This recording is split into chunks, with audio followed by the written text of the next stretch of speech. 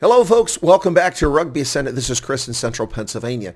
With the 2022 Six Nations tournament now over, with the French having won the tournament, it's time to take a look at the World Rugby rankings and see the impact of Six Nations.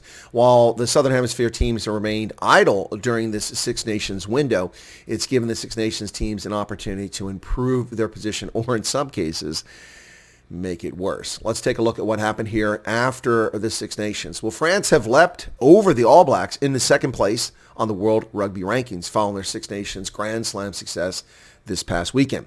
The French clinched their first Six Nations title since 2010 when they beat England 25-13 at the Stadt de France in Paris on Saturday. They earned the Grand Slam with 5 wins to no losses in the Six Nations competition. As a result of that win, Fabien Galtier's side have climbed to their highest ever all-time world ranking of second place. They've equaled that. The first time they rose that high was back in October 2007. Now, the All Blacks, who sit in their equal lowest all-time World Rugby ranking of third place after having lost their 2 most recent tests last fall to Ireland and France in November. They're now trailing France by 0.13 points. It's the third time New Zealand has fallen to third place in the World Rugby rankings since the World Cup semifinal loss to England back in 2019, which, of course, the Springboks went on to defeat England. The Six Nations runner-up and Triple Crown winner Ireland rubbed out Scotland 26-5 at Aviva Stadium in Dublin on Saturday, leaving Andy Farrell's side just a little over half a point, 0.53 points shy of the Kiwis in fourth place, and raising expectations for July's series in New Zealand, where the men from the Emerald Isle play a 3-test series. This should be exciting.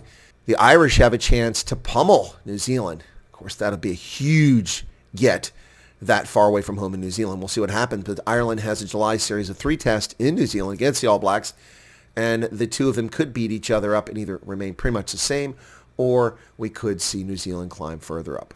Also, Romania rose to 17th place ahead of the USA Eagles after a 38-12 win in the Rugby Europe Championship, where they beat the Netherlands in Amsterdam.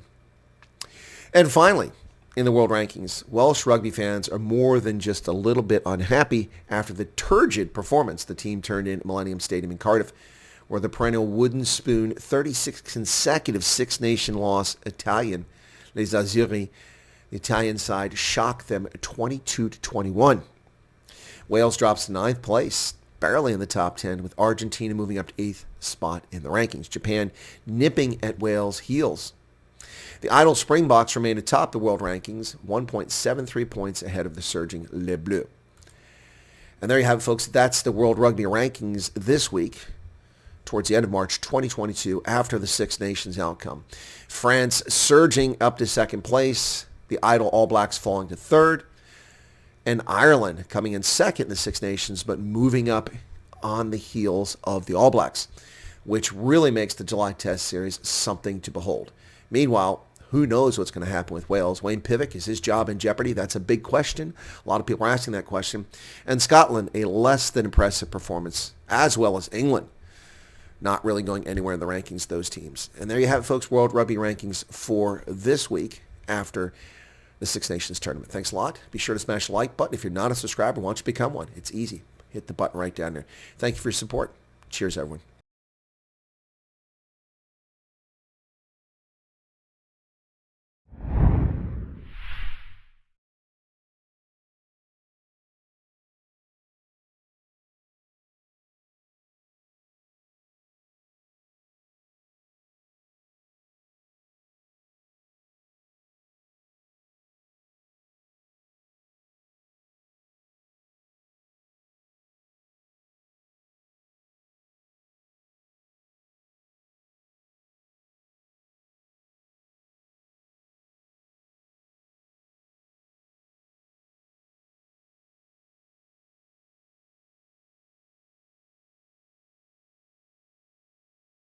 Capuzzo, Welsh defenders up very fast indeed. Off goes the whippet, and he's through. Capuzzo is through. He might be away here. Oh, Capuzzo! And he gets support from Panamani. The Romans on the rampage. Have they found the gladiator within at last to end this horrific run of Six Nations defeats? And what a way to end it. Absolutely backs himself on the outside edge. He's completely running away from support at this moment, so he has to make it work. A beautiful in and out, and still has the composure to put that pass in, which is crucially important because they've got to try and score under the post to secure that conversion. Yeah, we're at 18 up. 10, yeah. Big moment. Needs a big hard strike. Sent through the post. And the whistle goes. The Italians are heroes all.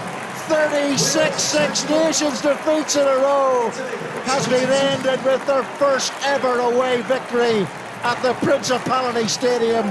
Garbisi is the man to take that kick. How instrumental has he been to the resurgence of this Italian team? So many times we talk about these moments